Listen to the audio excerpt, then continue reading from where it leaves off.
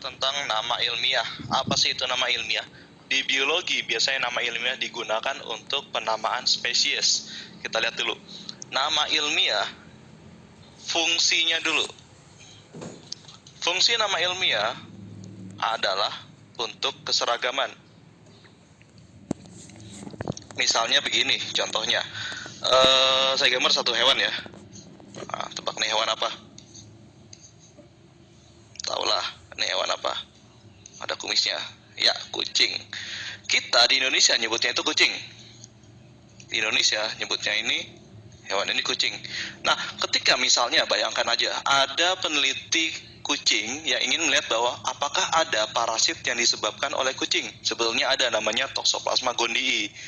Itu adalah parasit di kucing yang bisa menyebabkan kebutaan pada janin. Nah, ketika dia datang ke Indonesia, dia akan menyebut nama. Apakah dia menyebutkan nama kucing? Tidak kan? Dia akan menyebutkan bahasa Inggris. Di bahasa Inggris, kucing itu adalah cat. Oke, selesai. Cuma ada dua bahasa. Lalu datang lagi peneliti dari Jerman. Dia ingin menanya, apakah ada kucing sini? Apakah dia memakai nama kucing dan cat? Tidak. Kita Jerman, peneliti Jerman ini akan menggunakan bahasa Jerman. Walaupun agak mirip, tapi ya agak beda kan? Nah, masalahnya tambah rumit. Datang lagi peneliti dari Jepang. Peneliti dari Jepang, dia akan melihat apakah ada kucing ini juga di sini yang menderita Toxoplasma gondii, bisa menyebabkan kebutaan pada janin. Nah, dia akan menyebut bahasa Jepang.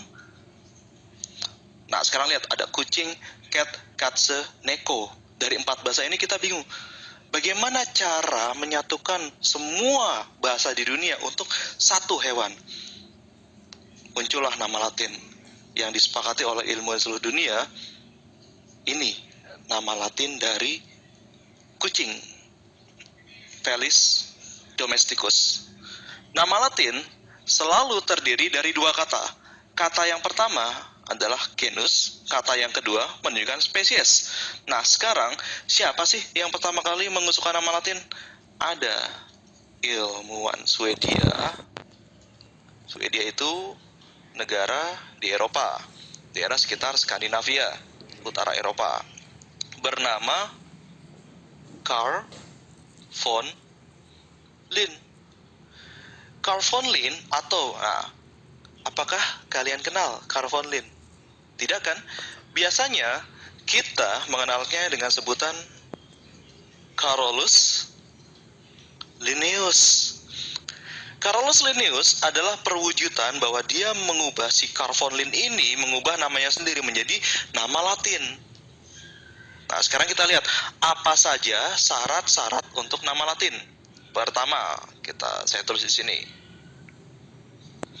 Nama Latin itu adalah spesifik.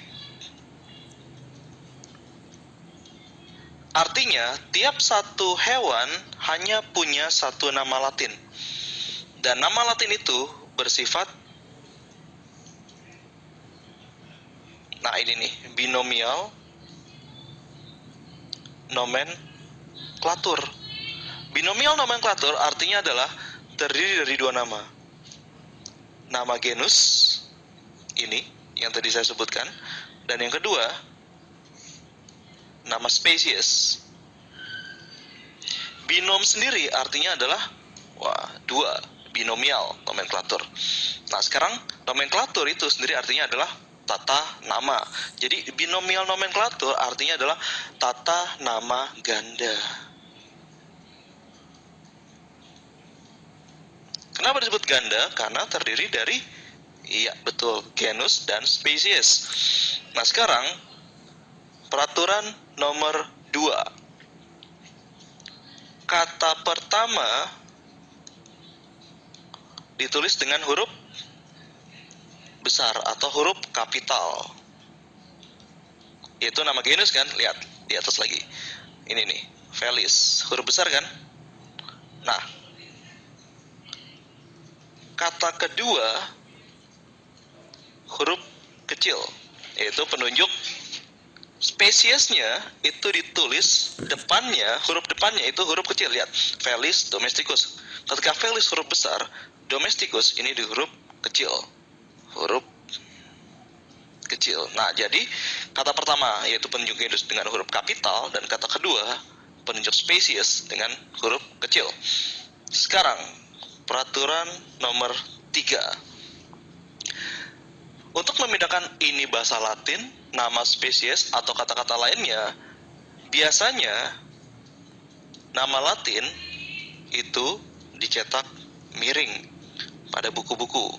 Atau jika kita menulisnya agak sulit kan kalau kita nulis miring-miring, biasanya ketika tulisan biasa seperti saya tulis di atas, Felis domesticus, diapain?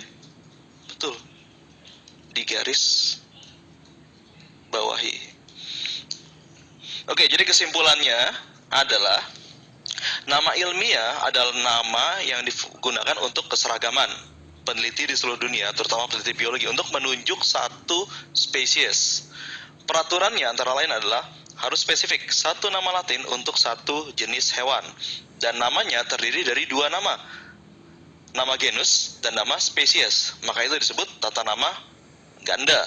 Peraturan kedua, kata pertama itu di huruf depannya menggunakan huruf kapital atau huruf besar. Kata kedua yang merupakan penunjuk spesies digunakan huruf kecil. Peraturan ketiga, dicetak miring atau di garis bawahi. Oke, sampai sekarang ada yang belum jelas, diputar ulang lagi aja kalau belum jelas.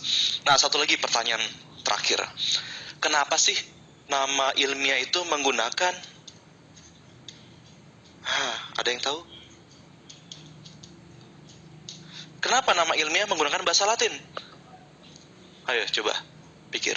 Kenapa tidak dengan bahasa Indonesia atau bahasa Inggris yang sudah mendunia? Sekarang kita pikir. Bahasa Latin adalah bahasa yang pernah mendunia, dipakai di seluruh dunia. Tapi sekarang bahasa Latin sudah tidak digunakan lagi di dunia.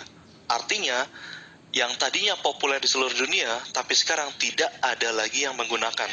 Karena bahasa Latin sudah punah, tidak digunakan lagi, maka bahasa Latin itu bersifat tetap, tidak berubah. Karena bersifat tetap, jadi kita bisa menggunakannya untuk konsistensi. Contohnya, Felis domesticus. Felis itu artinya adalah kucing, domesticus artinya adalah domestik, rumah. Berarti Felis domesticus, kita merujuk pada hewan ini adalah kucing rumah. Oke, sampai saat itu, sekarang kita cukupkan pembahasan tentang nama ilmiah yang menggunakan bahasa Latin. Jelas dong?